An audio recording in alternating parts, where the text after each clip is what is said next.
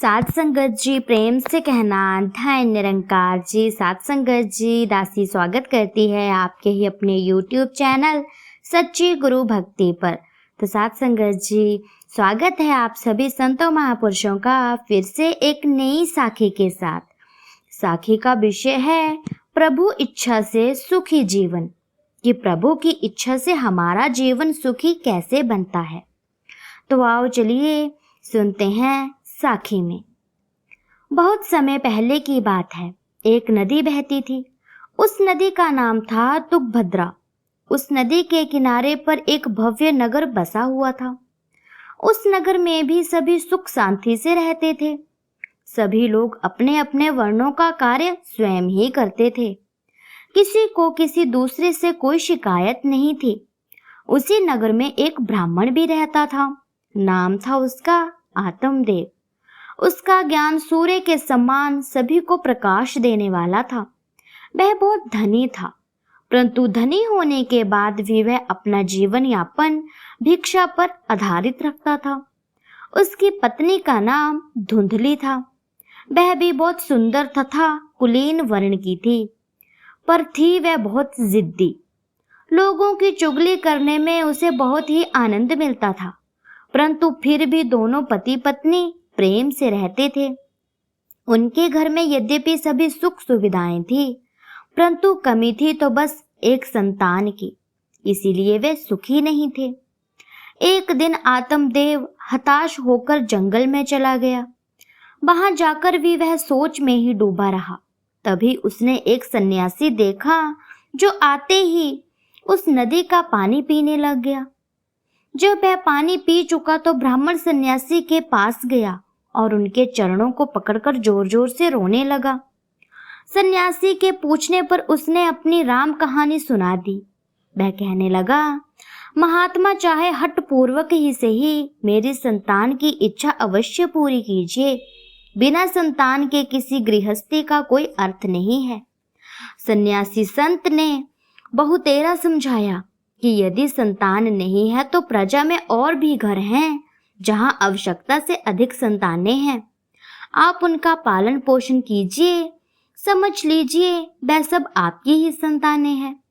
पर ब्राह्मण इस बात से भी राजी नहीं हुआ। उसने कहा, महाराज आप अपने योग्य के प्रभाव से मुझे संतान उपलब्ध करवाएं, अन्यथा मैं प्राण त्याग दूंगा।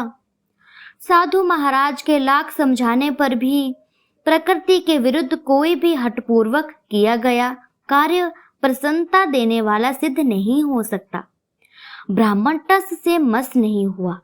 इस पर सन्यासी ने उस ब्राह्मण को संतान उत्पत्ति के लिए एक फल दिया और कहा कि इसे अपनी पत्नी को खिला देना, भगवान भला करेगा। यह कहकर वह सन्यासी वहां से चला गया। ब्राह्मण ने वो फल अपनी पत्नी को दे दिया, परंतु धुंधली तो बहुत ही अकड़ और जिद्दी वाली स्वभाव की थी। उसने वह फल खाया नहीं, बल्कि अपनी बहन के पास जाकर कहने लगी, मुझे संतान नहीं चाहिए, कोई उपाय सुझाओ। उसकी बहन के घर संतान होने वाली थी। उसने सुझाया, मेरे घर जो संतान होगी वह तुम रख लेना तथा मेरे पति को बदले में कुछ धन दे देना। योजना अनुसार ऐसा ही हुआ। बहन के लड़का हुआ, जिसे धुंधुली ने ले लिया और कह दिया कि यह बच्चा अब उसी का है। उसी का पालन पोषण बड़े चाव से वे करने लगे। आत्मदेव ने उसका नाम धुंधुकारी रख दिया। उधर ब्राह्मण पत्नी धुंधुली ने वह सन्यासी द्वारा दिया गया फल खाया नहीं था, बल्कि उसे गौओं के बाड़े में फेंक दिया था, जिसे राह जाते किसी दंपत्ति ने उठाकर खा लिया। संयोग से जब उनके संतान उत्पन्न हुई तो उन्होंने सोचा ये संतान उस फल के कारण हुई है, इस पर उनका अधिकार नहीं है। इसीलिए संतान उत्पन्न होने के कारण कुछ समय उपरांत ही वे बालक को उसी बाड़े में छोड़ आएंगे। नामदेव ने झाड़ी की ओर देखा, वहां एक बच्चे को देख बहुत खुश हुआ। वह उस बालक को अपने घर ले आया। उस बालक के कान गौ के समान थे, इसीलिए ब्राह्मण ने उस बालक का नाम गौकर्ण रख दिया। दोनों बच्चों का लालन पालन समान रूप से होते हुए भी दोनों एक दूसरे के विपरीत स्वभाव वाले थे। गौकर्ण एकदम साधु स्वभाव का, वह धुंधकारी राक्षसी वृत्ति वाला हुआ। धुंधकारी बचपन से ही कोई न कोई शस्त्र धारण किए रहता था। उसने एक टोली बना रखी थी जो दूसरों के घर चोरियां करते, कभी किसी को कुएं में धकेलाते तो कभी राह चलते लाचार लोगों को यूं ही तंग करने लगते रहते थे। धुंधकारी तो मुर्दों तक के हाथ का छुआ खा जाता था। उसका आचार व्यवहार सभी कुछ अजीब व दुराचारी के समान था। वह जब और बड़ा हुआ तो और व्यभिचारी हो गया, वेश्याओं के चंगुल में फंस गया। पिता का धन उसने उन्हीं कुकर्मों में लगाना आरंभ कर दिया। माँ से धन मांगता, माँ के इनकार करने पर वह उसे धमकाता और जबरदस्ती उससे पैसे लेकर के जाता था। इस प्रकार धीरे धीरे पिता की पूरी धन संपत्ति समाप्त हो गई। उसके घर तक की नीलामी हो गई।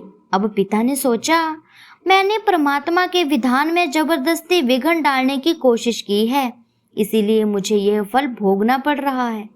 हाय देव, अब मैं कहाँ जाऊं, क्या करूं, कुछ समझ में नहीं आता। मैं अपनी इस भूल का सुधार कैसे करूं? हे प्रभु, किसी के घर कुपूत पैदा ना हो। संयोग बस उनका दूसरा बेटा गौकर्ण वहां आया। गौकर्ण अपने भाई के विपरीत अत्यंत धार्मिक प्रवृत्ति वाला बालक था। प्रारंभ से ही वह आध्यात्मिक ज्ञान के उपार्जन में लगा हुआ था। उसने अपने पिता को समझाया, पिताजी, संतान का मोह ही दुख का कारण है। पुत्र, धन, परिवार या किसी प्रकार की कोई सांसारिक वस्तु किसी के साथ नहीं जाती। मानव तो अकेला ही जन्म लेता है और अकेला ही मृत्यु लोक को प्राप्त हो जाता है।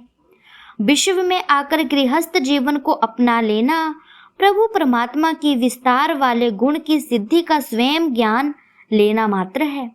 इससे अधिक इस विषय पर अपना अध्यापित समझाना स्वयं को ही धोखा देना है। इसीलिए आश्रम व्यवस्था के अनुसार अब आप मोह त्याग कर भगवान में ही ध्यान लगाइए, इधर उधर ध्यान भटकाना बंद कर दीजिए। गौकर्ण की ऐसी ज्ञान भरी बातें सुनकर उसके पिता ने तय कर लिया कि अब वह केवल प्रभु भक्ति में ही अपना जीवन बिताएगा। वह सत्संग भजन में ही लीन रहने लगा। उधर धुंधली को भी उसके बेटे धुंधकारी के धन ने लूट लिया था, परंतु माँ के पास तो कुछ भी नहीं था। इसीलिए बेचारी और मार न सह सकने के कारण घर से निकलकर एक कुएं में कूद गई और अपनी पत्नी और अपनी जीवन लीला समाप्त कर ली। धुंधकारी के पास कुछ था ही नहीं, परंतु फिर भी वेश्याओं के चंगुल में फंसे होने के कारण उन्हें खुश करने के लिए चोरी से, डाके से वह धन उपार्जन करने लगा। एक दिन उसने राजमहल से बहुत से गहने चुराए। गहने लेकर वे वेश्याओं के पास आ धमका। वेश्याओं ने सोचा, राजा के सिपाही इस धन की खोज करते करते यहाँ आ ही पहुंचेंगे, कहीं इसकी वजह से हम मुसीबत में ना फंस जाएं। इसीलिए उन्होंने धुंधकारी को मार डाला और एक गड्ढे में गाड़ दिया। साथ संगत जी, इस साखी का शीर्षक यही है कि सत्यता भावार्थ जो भी रहा हो, परंतु यह सत्य है कि प्रभु इच्छा विरुद्ध किए गए कर्मों से सुख शांति नहीं मिलती। इसीलिए हमें प्रभु इच्छा में रहकर ही कर्म के लिए सदा तत्पर रहना चाहिए। इसके अलावा हमें और कुछ नहीं करना चाहिए। साथ संगत जी, दासी की साखी आप जी संतों महापुरुषों को अच्छी लगी हो तो ऐसी ही वीडियो के लिए चैनल को सब्सक्राइब ज़रूर कर लीजिएगा और एक लाइक और प्यारा सा कमेंट ज़रूर कर दीजिएगा। साथ संगत जी, मैं फिर से हाजिर होंगी नई साखी नए विचारों के साथ। प्रेम से कहना, धन्य निरंकार जी।